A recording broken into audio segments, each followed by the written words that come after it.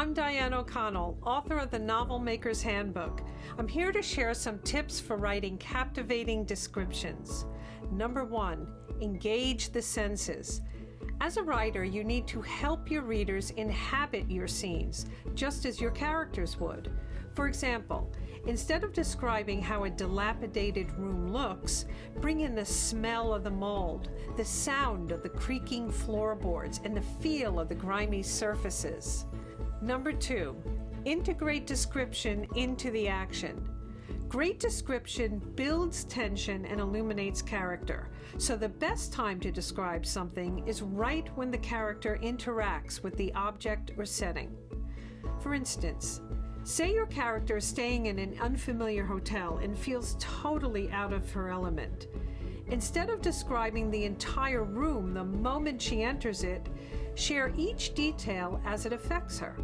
Show her frustration with not being able to figure out the high-tech system for raising and lowering the shades, or her panic as she turns on the shower and gets blasted by the fancy jets. Number 3, use the character's attitude.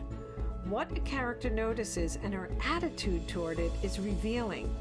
Say you have a scene that takes place in a small, cluttered apartment. When the story opens, a happily married woman describes her home as a cozy nook where she and her husband enjoy lazy Sunday mornings. But what if her marriage crumbles later in the story? She then might describe it as a prison of overstuffed furniture with towers of old books that make her skin crawl.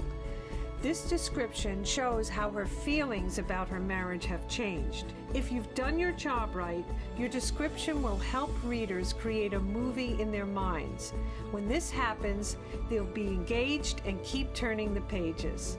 If you found these tips helpful, you'll find many more in the Novel Maker's Handbook. Thanks for joining me. Stay tuned for more tips.